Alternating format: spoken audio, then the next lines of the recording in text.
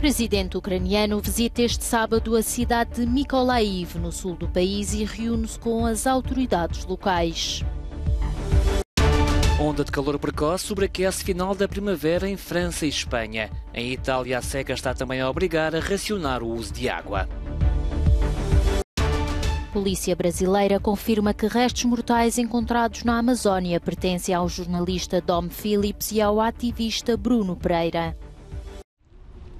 O presidente ucraniano visitou este sábado a cidade de Mykolaiv, no sul do país, e reuniu-se com as autoridades locais para falar sobre questões relacionadas com a economia, abastecimento de água, agricultura e ameaças russas por terra e mar. As deslocações de Zelensky para fora de Kiev começaram há pouco tempo. No terreno, as forças russas concentram agora esforços em Severodonetsk e Bakhmut, no leste do país. O porta-voz das Forças Armadas da Ucrânia revela que a Rússia continua a bombardear com artilharia pesada posições ucranianas e infraestruturas civis perto de Lysychansk, Metolkin, Ustinivka e Voronov. O responsável ucraniano acrescentou depois que a luta pela tomada de Severodonetsk continua. O Ministério de Defesa russo disse este sábado que os militares do Kremlin tinham destruído refinarias e armazéns de combustível nas áreas de Kremenchuk e Lysychansk. Estas estruturas eram utilizadas para fornecer equipamento aos militares ucranianos na região do Donbass. Em Severodonetsk, a ofensiva russa intensifica-se. Do outro lado do rio Donetsk, Lysychansk está em alerta máximo. As tropas ucranianas e os residentes acreditam que o início dos combates de rua está para breve. Centenas de ucranianos reuniram-se este sábado no Mosteiro Central de Kiev para um último adeus ao ativista ucraniano Roman Ratushny, uma das figuras da Revolução Maidan, que morreu na semana passada em combate contra a Rússia, perto de Izium, na região de Kharkiv. A Rússia, esta matriz russa, forma de pensar, cultura, valores, está errada e é mortal, perigosa para nós. E este é o legado de Roman. Livrem-se desta matriz, combatam-na.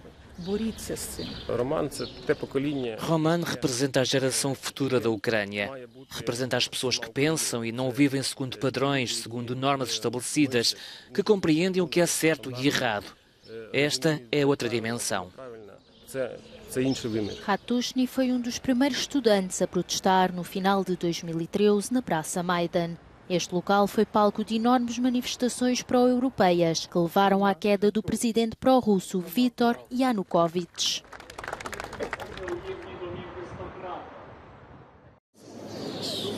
Com previsão inclusiva de alguma chuva, Portugal está a ser poupado pela atual onda de calor que está a atingir França e Espanha. No hexágono gaulês há 11 departamentos em alerta vermelho, o mais grave do plano de proteção francês contra ondas de calor. Quase 60 estão em alerta laranja, incluindo a região de Paris. As previsões apontam para temperaturas na ordem dos 40 graus Celsius este sábado à tarde em boa parte de França. Uma das maiores preocupações das autoridades gaulesas tem sido os idosos. Christian Tourila tem 70 anos. Vive num estúdio em Paris e sofre muito com o calor, agravado pela pobreza energética que não lhe permite refrescar-se perante as atuais temperaturas neste 6º piso onde habita. Christian relata-nos o seu dia-a-dia. Deambula pela casa tentando refrescar-se. Bebe água, tenta distrair-se com a televisão. Às vezes, até às 2 horas da manhã ou até às 4. Costuma ser visitado por um colaborador da ONG Pequenos Irmãos dos Pobres. Hoje foi Mathieu Mazot. Conta-nos que tenta acompanhar cada caso, como o de Christian, de forma individual, mas é muito difícil. Mathieu passa aqui pouco tempo, mas perceber as condições em que estes idosos vivem em Paris revolta-o e, lamenta, parte-lhe o coração. Esta intensa canícula fora de época, com origem no norte de África, começou a fazer-se sentir a meio da semana e atinge este sábado em França o pico do calor. Em Itália, já a terceira onda de calor desde o início de maio, o que tem contribuído também para agravar a forte seca no país. As previsões apontam para uma subida da temperatura nos próximos dias em Itália, o que está a levar as autoridades a racionar o uso de água, por exemplo, na região do Piemonte. Em Espanha, a onda de calor está a servir de catalisador de incêndios. Só o fogo na Serra de la Culebra, a oeste de Zamora, já afetou mais de 20 mil hectares e continua a lavrar. A Noruega inaugurou este fim de semana o memorial pelas 77 vítimas do massacre de Utoya, ocorrido em 22 de julho de 2011. O monumento consiste em 77 colunas de bronze, unidas por um género de corrimão, e foi construído no continente, próximo do local de onde sai o ferryboat que liga Oslo à ilha de Utoya, onde ocorreu o ataque terrorista cometido por Anders Breivik há 11 anos. Em Londres decorreu uma manifestação contra o aumento do custo de vida no Reino Unido. O primeiro-ministro Boris Johnson, um dos maiores rostos do Brexit, tem sido muito criticado por não estar a conseguir travar o agravamento da crise. O jornal The Guardian noticiou também este sábado um enorme corte no financiamento de piscinas, escolas e bibliotecas, devido a buracos encontrados nas contas dos governos regionais. O presidente dos Estados Unidos sofreu um ligeiro acidente de bicicleta este sábado de manhã. Joe Biden realizava um passeio de 2 rodas perto da respectiva casa de praia no Delaware com a mulher, Jill Biden. Quando regressava à casa e no momento em que tentou saudar algumas pessoas, caiu. Estou bem, garantiu, explicando a queda com o facto de ter ficado com o pé preso nos pedais quando tentava parar para saudar as pessoas. A polícia brasileira confirmou este sábado que o segundo corpo encontrado na Amazónia após o do jornalista Dom Phillips, que pertence ao ativista Bruno Pereira, antigo funcionário da Fundação Nacional do Índio. A gente não pode trabalhar com medo. Medo de quando está em campo, está abandonado. E quando está dentro do escritório, está sendo perseguido também. Basta disso. Os dois foram mortos durante um trabalho sobre os povos indígenas junto à fronteira com o Peru e a Colômbia. Paulo Marubo aponta o dedo à polícia. Eu discordo com essa nota do PF. Isso faz dá a entender que eles que querem tirar da sua responsabilidade. A Polícia Federal Brasileira anunciou este sábado a detenção de um terceiro suspeito do homicídio.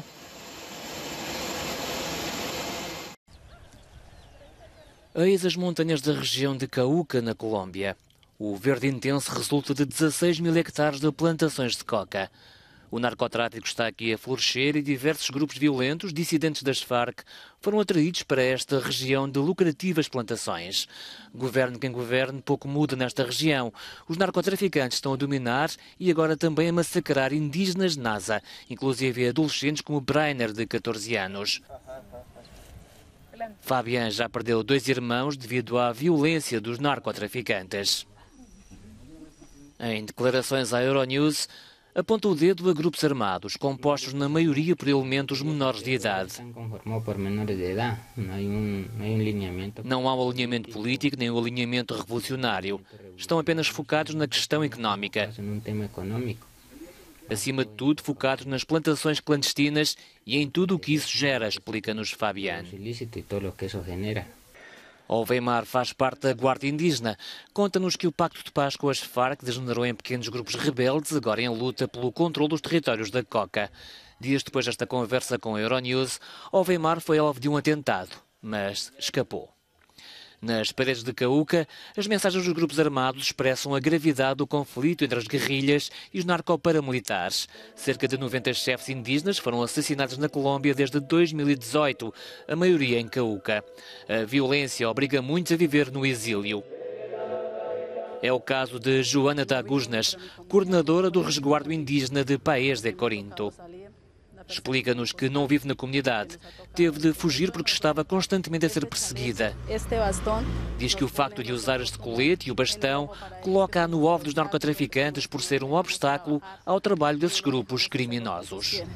Na região de Cauca, agora a mais mortífera da Colômbia para os defensores dos direitos humanos.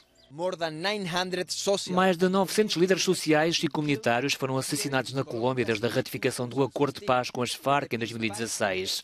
Os NAS, aqui em Cauca, denunciam que a violência foi explotada por uma deficiente aplicação desse pacto.